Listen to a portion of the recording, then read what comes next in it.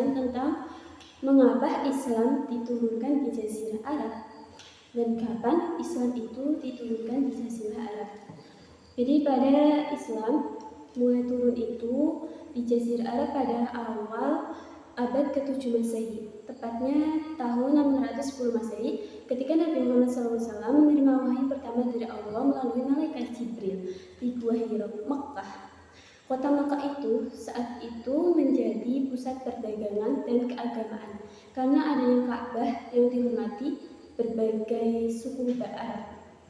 Jazirah Arab ini juga terletak di jalur perdagangan dunia yang strategis, sehingga pesan Islam mudah menyebar di berbagai penjuru. Namun, masyarakat Arab kala itu hidup dalam masa kejahilian, menyembah berhala, menindas kaum lemah, dan terpecah dalam permusuhan antar suku.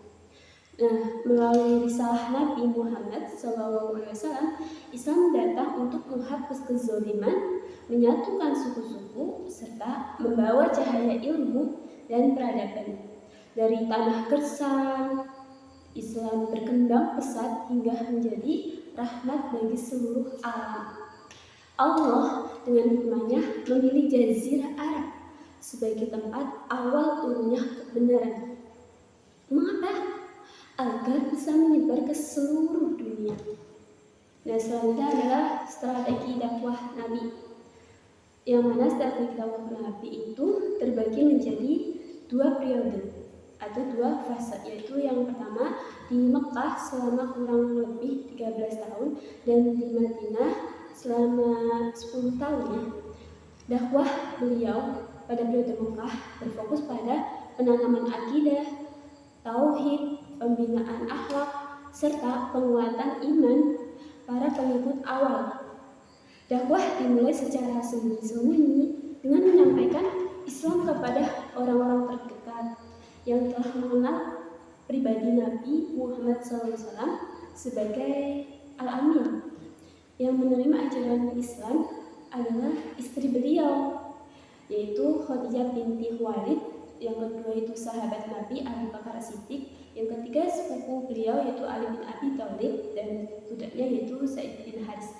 Untuk menjaga keselamatan pengikut awal, Nabi menjadikan rumah Al-Arqam bin Abi Al-Arqam sebagai pusat pembinaan iman secara rahasia. Setelah turun perintah Allah agar berdakwah secara terbuka, Nabi mulai menyeru di Bukit Safa, mengajak kaum Quraisy untuk meninggalkan penyembahan berhala. Dakwah secara terang-terangan ini menuai penentangan keras dari Quraisy berupa penyiksaan, pemboikotan, hingga upaya pengusiran. Meski demikian, Nabi tetap berusaha mencari dukungan luar. Misalnya dengan mengutus sahabat hijrah ke Habasyah dan berdakwah pada kabilah-kabilah datang saat musim haji. Nah, dari sinilah terjalin perjanjian Aqabah 1 dan 2 dengan penduduk asli Madinah yang menjadi pintu hijrah. Setelah hijrah ke Madinah, strategi Nabi Muhammad SAW berubah. Jika di Mekah fokusnya adalah pembinaan akidah, maka di Madinah beliau membangun masyarakat dan negara Islam. Langkah pertama adalah membangun masjid, yakni Masjid Nabawi yang tidak hanya difungsikan sebagai tempat ibadah, tetapi juga pusat pendidikan, pemerintahan, dan musyawarah. Selanjutnya, Nabi mempersaudarakan kaum Muhajirin dan Ansor untuk menghapus fanatisme kesukuan dan memperkuat persatuan umat untuk mengatur kehidupan bersama di Madinah yang dihuni sebagai kelompok. Nabi menyusun Piagam Madinah, yaitu konstitusi yang mengatur hak-hak kewajiban serta hubungan antar umat Islam dan Muslim. Di bidang ekonomi, Nabi Muhammad SAW mendirikan pasar Islam agar umat memiliki kemandirian ekonomi. Di bidang diplomasi, beliau mengirim surat dan delegasi dakwah ke kabilah Arab serta raja-raja di luar Jazirah Arab. Sementara dalam bidang pertahanan, Nabi Muhammad, kaum muslimin menghadapi serangan Quraisy dan sekutunya melalui berbagai peperangan. Puncaknya adalah penaklukan Mekkah, yaitu Fathu Mekkah, yang berlangsung berdamai, yang menandai kemenangan besar Islam.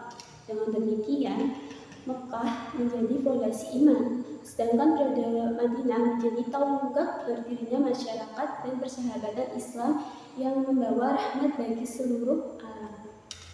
Selanjutnya kita lanjut ke Fathu Mekkah. Ya, kita udah tahu ya sedikit ya. Jadi kita bahas langsung ke Mekkah ya. Jadi setelah 2 tahun perjanjian Hudaybiyah berlangsung, dakwah Islam sudah menjangkau seluruh Jazirah Arab hingga ke pelosok Jazirah Arab. Hal tersebut nih membuat orang-orang kafir Mekkah khawatir dan merasa terpojok. Oleh karena itu, orang-orang kafir Quraisy secara sepihak melanggar perjanjian Hudaybiyah.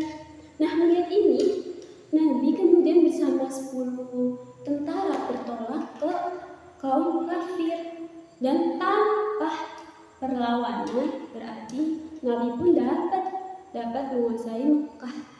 Meski demikian, masih ada 2 suku nih yang masih menentang, yaitu suku Thaqif dan suku Hawazin. Kedua suku ini kemudian bersatu untuk memerangi Islam. Mereka ingin menuntut atas penghancuran berhala-berhala yang dihancurkan oleh Nabi Muhammad dan umat Islam pada waktu penyerbuan Mekkah. Akan tetapi, mereka dapat mudah ditaklukkan. Melihat kenyataan bahwa kekuasaan Islam mulai mengancam wilayah Romawi, maka Heraclius menyusun pasukan untuk mengantisipasinya. Namun setelah melihat kekuatan Islam yang begitu kuat, akhirnya mereka mengurungkan diri. Nah, seperti itu.